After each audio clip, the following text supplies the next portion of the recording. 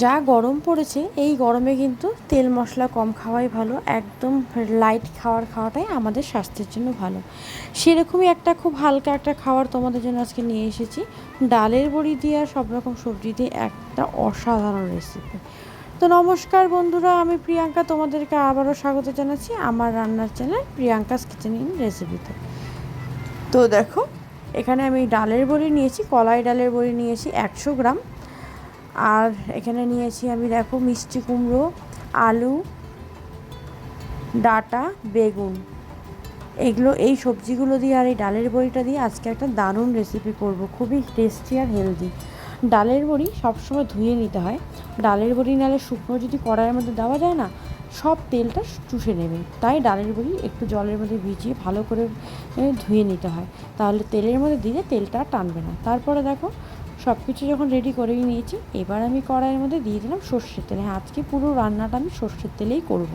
তেল গরম হতেই কড়াইয়ের মধ্যে দিয়ে দিলাম আমি ধুয়ে রাখা ডালের বড়িগুলো।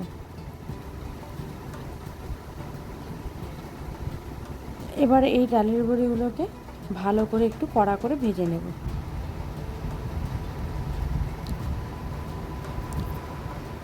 একটু লাল লাল করেই ভাজবো, স্টিমটা থাকবে মিডিয়াম টু লো।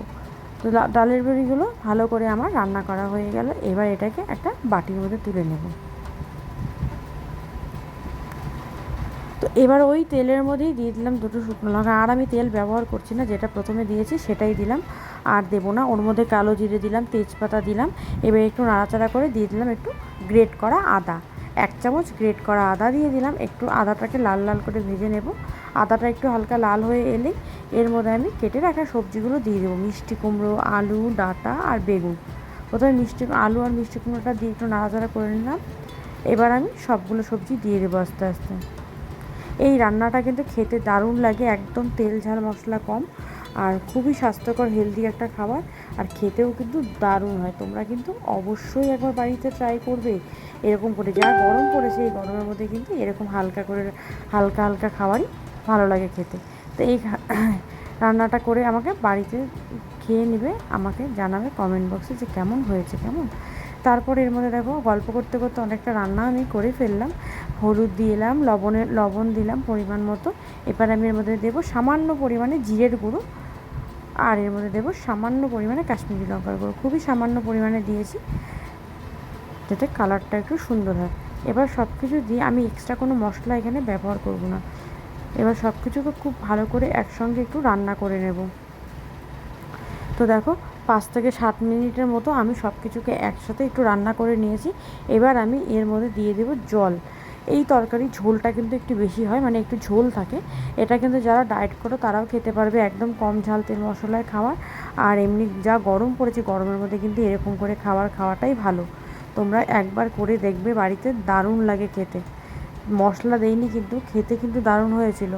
তো দেখো, একটু ঝোল বেশি করে দিয়ে দিলাম আমি। এবার এটাকে ভালো করে নাড়াচাড়া করে নিচ্ছি। এখন আমি কি করব, যে ডালের বড়িগুলো ভেজে রেখেছিলাম সেই ডালের বড়িগুলো এর মধ্যে দিয়ে দেবো। সবজিগুলোও সেদ্ধ হবে, ডালের বড়িটাও সেদ্ধ হবে, সব কিছু একসাথেই সেদ্ধ হবে। এবার সব কিছু খুব ভালো করে সেদ্ধ করে নেওয়ার জন্য আমি একটা ঢাকা চাপা দিয়ে দিলাম। ঢাকা চাপা দিলাম 10 মিনিটের জন্য। 10 মিনিট পর দেখো ঢাকাটা খুললাম। এবার ঢাকাটা খুলে এবার একটু নাড়িয়ে দেখবো তরকারিটা যে আমার সব কিছু সেদ্ধ হয়েছে কিনা। নাড়া দেওয়ার পর বোঝাই যাচ্ছে যে তরকারিটা কিন্তু প্রায় হয়েই এসেছে, সব কিছু খুব ভালো করে সেদ্ধ হয়ে গেছে। এখন এর মধ্যে দিয়ে দিলাম 1/2 চামচ চিনি, এতে তরকারির স্বাদটা ব্যালেন্স করবে।